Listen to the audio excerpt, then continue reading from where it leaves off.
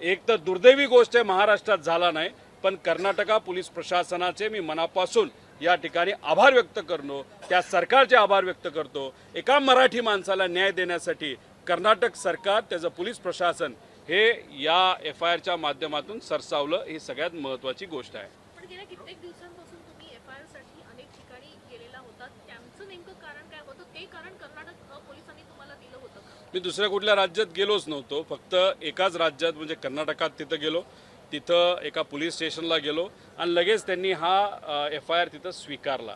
0 FIRच्या अंतर्गत कोणालाही कुठेही त्या ठिकाणी जाता येतं आणि 2023चा जो BNSचा कायदा आहे त्याच्या अंतर्गत या सरकारने 0 FIR हे कंपल्सरी केलं आहे आणि या 0 FIRच्या अंतर्गत मी इथं मरीन ड्राईव्ह पोलीस स्टेशनला सुरुवातीला गेलो होतो, त्यांनी नाकारलं, मग स्टेटमेंट घेत होते पण मोठा अधिकारी येऊन त्यांनी ते थांबवलं। मग मी गेलो बारामतीला, तिथं मला करून दिला नाही, मग मी गेलो CIDला आणि मग या ठिकाणी आलो। काही लोक म्हणतील मी कोर्टात का नाही गेलो, कोर्टात गेलो असतो, मला न्याय व्यवस्थेवर विश्वास आहे, पण कोर्टात गेल्यानंतर कोर्टाने तो निर्णय त्या ठिकाणी दिला।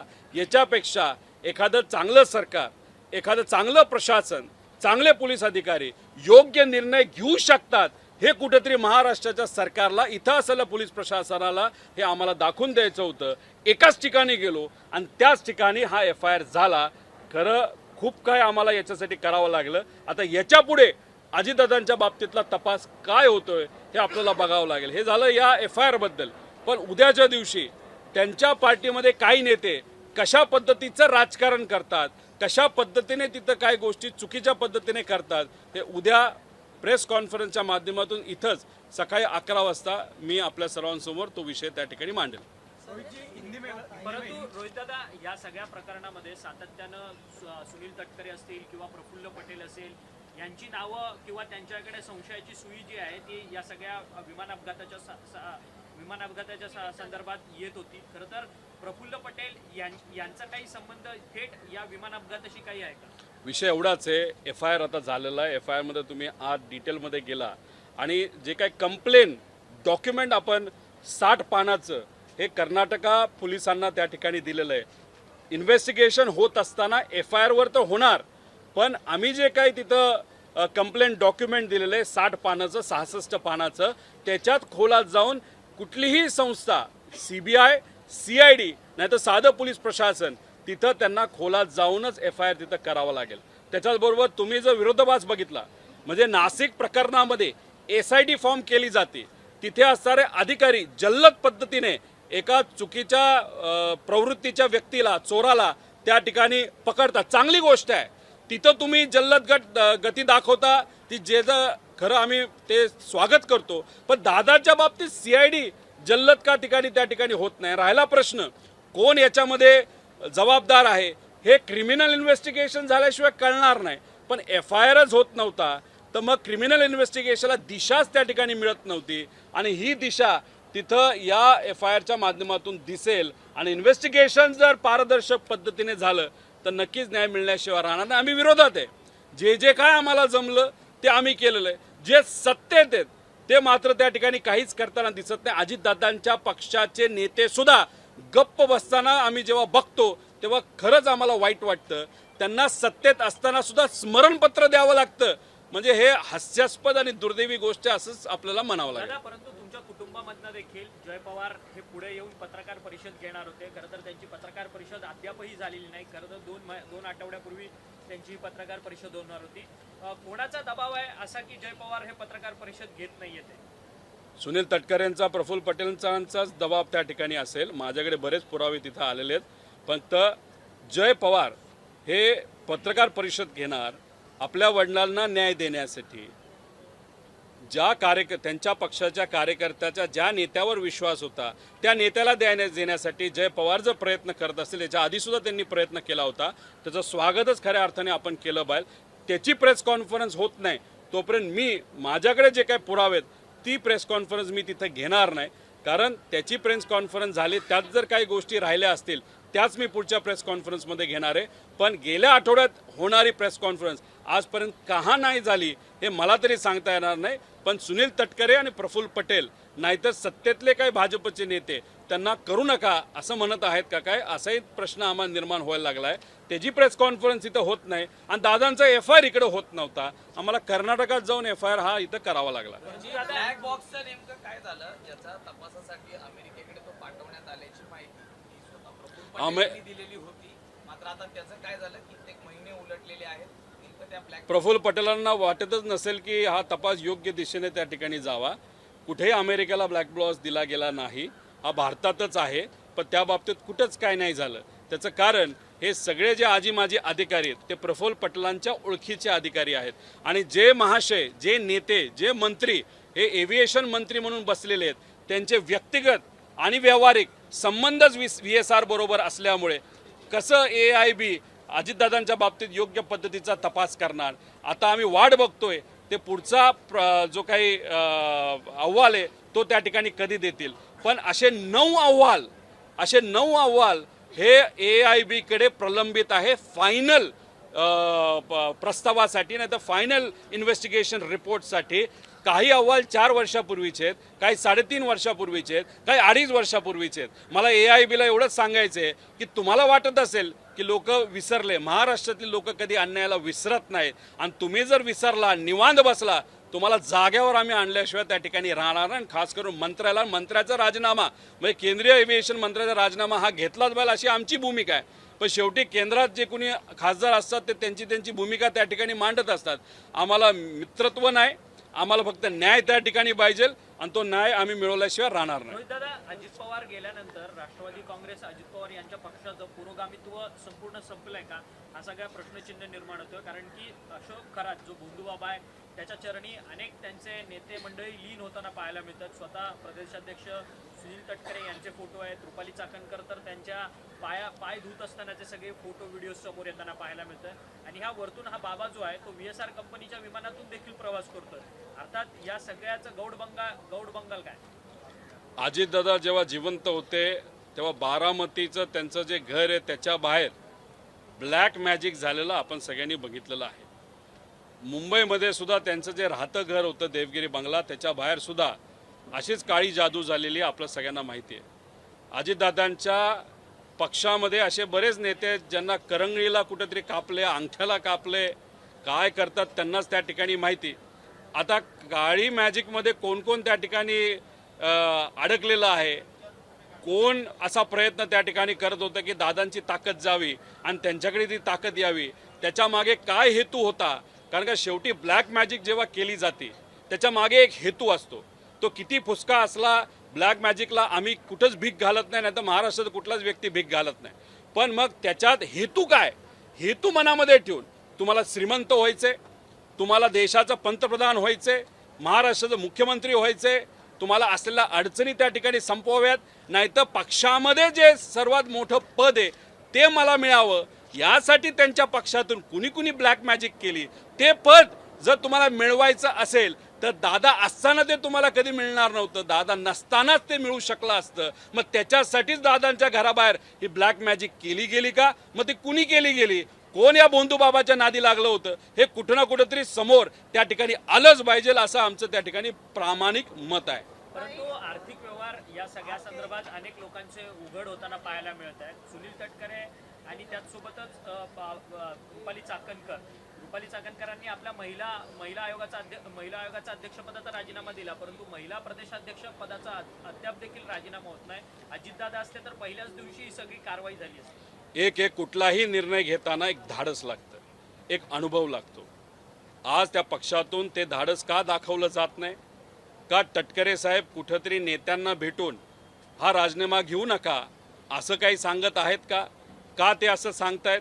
सर्व कार्यकर्त्यांची इच्छा आहे की जे काही महिला अध्यक्ष पद आहे, जी व्यक्ती आता या केसमध्ये कदाचित अडकली जाईल, कारण ते स्वतः त्या ठिकाणी ट्रस्टी होते, त्यांचा विषय हा कार्यकर्त्यांना त्या पदावर नको असताना सुद्धा काही नेते का त्यांची वर्णी लावतात हे आम्हाला तरी माहीत नाही. त्यामुळे जो कोणी राष्ट्रीय अध्यक्ष त्या पक्षाचे असतील त्यांनी निर्णय तिथं दादा ज्या पद्धतीने घेऊ शकले असते असा निर्णय खऱ्या अर्थाने घेण्याची जरूरत आहे. पण त्या पक्षामध्ये तसं काय होताना दिसत नाही, हे दुर्दैवी आहे. अशी पण माहिती आहे दादा की म्हणजे हे ज्या पद्धतीने अजित दादाचं जे कटक कारस्थान रचून हे जे घातपात झालंय की मृत्यू झाला किंवा हे सुपारी देऊन करण्यात आलं असेही माहिती पुढे येतं. बरंच काय आहे, पण जोपर्यंत क्रिमिनल इन्व्हेस्टिगेशन होत नाही, जोपर्यंत आता हा FIR स्वीकारला जात नाही, जोपर्यंत CID CBI या FIRच्या अनुषंगाने तिथं तपास करत नाही, तोपर्यंत तुम्ही म्हणता आणि मी म्हणतो आणि सामान्य लोक जे म्हणतात तसं आपल्याला कुठंच काही कळणार नाही. त्यामुळे इथं आज काय चाललंय, हवेत गोळ्या मारणं चाललंय. लोक विसरतील, आपलं टाइमपास करावा, CBIकडे प्रस्ताव पाठवू असं कुठेतरी म्हणावं आणि फक्त वेळ तिथं घालून द्यायचा, लोक विसरून जातील. या भूमिकेमध्ये सत्ताधारी काही लोक आहेत, ते फार चुकीचं आहे. मराठी माणसांना काही नेत्यांनी ओळखलं नाही असं आपल्याला म्हणावं लागेल. 40 वर्ष अजितदादांनी या राज्यामध्ये सामान्य लोकांच्या हितासाठी कार्य केलं, राजकारण केलं, समाजकारण केलं. त्याच नेत्याला आज तिथं न्याय मिळत नसेल, साधा FIR होत नसेल, तर मग सामान्य लोक हे कुठल्या खेतकी मुली असं आपल्याला म्हणावं लागेल. जिल्हा परिषदेच्या निवडणुकीमध्ये दोन्ही राष्ट्रवादी काँग्रेस पक्ष एकत्रितपणे निवडणूक लढलं, परंतु या सगळ्या सातारा जिल्ह्याच्या जिल्हा परिषदेच्या अध्यक्षपदाच्या निवडणुकीमध्ये मात्र वेगळा ट्विस्ट झाला. उद्या बरेच काही राजकीय मुद्दे मी घेऊन येणार आहे. गेल्या 2 महिन्यामध्ये या विषयामध्ये आम्ही सर्वजण गुंतून असल्यामुळे भावनिक दृष्टिकोनातून सुद्धा आणि वेळेप्रमाणे सुद्धा आम्ही दुसरा कुठलाच मुद्दा अधिवेशनात घेताना तुम्ही बघितलेला नाही. मीडियासमोर सुद्धा आम्ही फार सांभाळून त्या ठिकाणी बोलतो, कारण एखादा विषय हातात घेतला तो मार्गी लावणं महत्त्वाचं आहे. आणि आमच्यासाठी विरोधात असताना FIR करून घेणं हे सगळ्यात महत्त्वाची गोष्ट होती, आम्ही जी करून घेतली. काही प्रमाणात माझ्या मतदारसंघाकडे सुद्धा या काळामध्ये माझं तिथं दुर्लक्ष झालेलं आहे. त्यामुळे आता FIR झालेला आहे. उद्यापासून राजकीय दृष्टिकोनात जो कुठला प्रश्न तुम्ही घ्याल आणि त्या बाबतीतलेच आणि खास करून अजितदादांच्या पक्षातले काही कागद ही माझ्याकडे आलेली आहेत, ती कागद मी उद्या तुमच्या सर्वांसमोर आणेल. मग तुम्हाला कळेल की खरं कोणाचा कुठला काय हेतू होता आणि त्याला आत्ता जे कोणी तिथं कार्याध्यक्ष असतील, नाही तर जे कोणी राष्ट्रीय अध्यक्ष असतील, त्यांच्या मनामध्ये आज तिथं असणाऱ्या नेत्यांबद्दल कशी भावना आहे ही उद्या नक्कीच आपल्या सर्वांसमोर मी सांगेल. जिल्हा परिषदेच्या निवडणुकीच्या संदर्भात दादा असते तर अशा पद्धतीने निवडणूक घडून आली असती का? कारण की सत्ता म्हणजे एकंदरीतच बहुमत दोघांकडे होतं, शिवसेना आणि राष्ट्रवादीकडे. मात्र कशा पद्धतीने भाजपचा तिथे जिल्हाध्यक्ष बसला, जयकुमार गोरे यांची सगळी मंत्री आहेत त्यांची अरेरावी, हे सगळं अजित पवार असताना झालं असतं का? भाजपला असं वाटतं अजितदादांचा पक्ष आता संपलेला आहे. 30 त्यांचे आमदार आता आपल्या संपर्कात आलेले आहे. विधानसभा इलेक्शनच्या आधी 4 महिने 5 महिने जेव्हा केव्हा काय असेल, जो कुठला आकडा असेल त्या अनुषंगाने त्यांनी तिथं आमदारकीचा राजीनामा द्यायचा आणि भाजपमध्ये प्रवेश करायचा. म्हणून आता फोकस अजितदादा या पक्षाकडनं, कारण का तुम्ही महानगरपालिका नगर परिषद यावेळेस झुंपायची कोणातात तर अजितदादांमध्ये आणि भाजपमध्ये झुंपलेली आपण सगळ्यांनी बघितली. आता दादाच नसतील तो विचार पुढे घेऊन जाण्यासाठी आणि पक्षात आहे ते नेते बरेच अडचणी त्या ठिकाणी आले असतील, तर हा पक्ष तसं बघितलं तर आता इररेलेव्हंट झाला आहे भाजपला असं वाटतं. त्यामुळे फोकस हा पूर्णपणे आता एकनाथ शिंदे साहेबांच्या पक्षावर वळवला आहे. म्हणजे जे साताऱ्यात झालं, मतदारांना तुम्ही पोलीस प्रशासनाची भीती दाखवून येऊन देत नसाल आणि मंत्रीच तिथं आल्यानंतर तिथं असणारे अधिकारी मंत्र्याला धक्काबुक्की करत असतील, तर याच्यावरनं आज काय परिस्थिती या राज्यामध्ये बघा. म्हणजे तुम्ही आम्ही आणि सामान्य लोकांचे प्रश्न कधी सुटायचे जर मंत्र्याचे सुटणार नसतील आणि सत्तेचा पावरचा वापर करून जर मतदानच करून दिलं जात नसेल, लोकांना बाहेरच तिथं ठेवलं जात असेल, तर याला सत्तेचा माज एवढंच त्या ठिकाणी आपल्याला म्हणावं लागेल. लालबागचा जो गुपित आहे ते एका पेन ड्राईव्ह मध्ये दडलेला आहे, त्याचं ब्लास्टिंग कधी करते? मला नाही माहिती आहे विषय. आपने FIR कर्नाटक में कराया, इतना मेहनत आप कर रहे हैं, सब चीज़ों का जांच करवा रहे हैं. अजीत दादा पवार की फैमिली, सुमित्रा ताई आपकी काकी है और डिप्टी CM है, उन्होंने अभी तक कोई एप्लीकेशन या जांच के लिए कोई कमेटी या किसी DGP या क्राइम ब्रांच को ऐसा अपॉइंट करने की बात कही है? वो अलग पक्ष है, फैमिली एक है, लेकिन कई दिनों से उनके साथ हमारी बातचीत वहाँ पे नहीं हुई. उनको सत्ता में रहना ज़्यादा इम्पोर्टेंट है ऐसे दिख रहा है. डेफिनेटली उनके माध्यम से काकी हो या पार्थ हो या उनके जो दूसरे नेता है उनके मदद से मुख्यमंत्री साहब के यहाँ पे 2 बार मीटिंग हुई ऐसे हमको पता चला. पहली बार मीटिंग हुई थी 40 दिन पहले. उस मीटिंग में उन्होंने एक पत्र दिया था कि ये जो पूरा इन्वेस्टिगेशन है CBI को दिया जाए. तो अभी वो इन्वेस्टिगेशन CBI को उसी दिन जाना चाहिए था, जो नहीं गया. फिर 10 दिन 15 दिन बाद वापस एक बार एक रिमाइंडर लेटर ये अजीत दादा के पक्ष के माध्यम से सीएम साहब को वहाँ पे दिया। वो रिमाइंडर लेटर क्या था कि सीबीआई के इंक्वायरी के बारे में क्या हुआ। मतलब आप सत्ता में हो, लेकिन जिस नेता ने आपके पक्ष को वहाँ पे ताकत दी, आपके एमएलए को वहाँ पे चुन के आने के लिए वहाँ पे ताकत दी, चुन के आने के लिए प्रचार किया, उस नेता को आप न्याय नहीं दे पाते हो तो लोगों को कब न्याय दोगे आप? देखो, आप सत्ता में होने के बाद भी कुछ नहीं कर पाए, लेकिन हम विरोध में होने के बाद लोगों का सपोर्ट होने के कारण, हमारे कार्यकर्ताओं का सपोर्ट होने के कारण, उसी के साथ दिल्ली में जाके जो बड़े बड़े नेता है उनसे मिलने के बाद, खास कर राहुल जी को जब मैं मिला तब उन्होंने एक स्टेटमेंट इस्तेमाल किया था। उन्होंने कहा था जहां पे न्याय मिल सकता है उस राज्य में जाके आप वहां पे एफआईआर करने की कोशिश करो। उन्होंने कोई भी राज्य का नाम वहां पे नहीं लिया था। तब जब हमने सोचा, जब हमारे गवई साहब जो सुप्रीम कोर्ट के प्रमुख थे उनके ऊपर जब जूता फेंका गया था, तब 0 एफआईआर इस देश में कहाँ भी नहीं हुआ। महाराष्ट्र में भी वो 0 एफआईआर हो नहीं पाया था, अमरावती में या नागपुर में। कहाँ पे हुआ था? कर्नाटका में, बैंगलोर में हुआ था। तो मैंने फिर सोचा तो बैंगलोर जाके वहाँ पे मैं एक बार कोशिश करता हूँ। तो वहाँ पे पुलिस स्टेशन जाने के बाद वहाँ पे ये एफआईआर मैंने दर्ज करने की कोशिश की, वो उन्होंने एक्सेप्ट किया। वो एफआईआर बैंगलोर के पुलिस स्टेशन ने उनके डीजी के माध्यम से महाराष्ट्र डीजी के पास अभी ये एफआईआर वहाँ पे आया है। अभी इस सरकार को वो एक्सेप्ट करना पड़ेगा और उस पर इन्वेस्टिगेशन करने की जरूरत है। ये हम सबकी मांगनी है। अभी ये सरकार इस बारे में क्या करता है वो कल ही या परसों या आगे जाके हम सबको पता चलेगा। बड़े नेताओं के नाम सामने आने के डर की वजह से क्या ये फाइल को नहीं खोला जा रहा? देखो, ये जो वीके सिंह है बहुत बड़े बड़े नेता का नाम ले सकता है। उसका बेटा रोहित सिंह, उसके शादी के लिए जो जो लोग आए थे उसके साथ अगर आप देखो, उसके जो कंपनी है उसमें जिन लोगों की इन्वेस्टमेंट है उनके नाम वो लग सकता है। या जिस व्यक्ति ने वीके सिंह का इस्तेमाल करते हुए दादा का एक्सीडेंट जानबूझ के करवाया, मतलब मर्डर करवाया, उसका इल्जाम वीके सिंह ले सकता है। इसके कारण वीके सिंह पे आज तक कार्रवाई की नहीं गई। रादर अगर आप देखो कि दादा का एक्सीडेंट होने के बाद अभी तक लास्ट 2 महीने में 90 करोड़ रुपए तक वहाँ पे बिल ये वीएसआर कंपनी का वहाँ से सरकार, राज्य महाराष्ट्र सरकार से वहाँ पे पे किया गया है। दादा, एक सवाल था कि नागपुर के अधिवेशन में नवाब मलिक की एंट्री होती है और वो कल राजनीति कर। Thank you.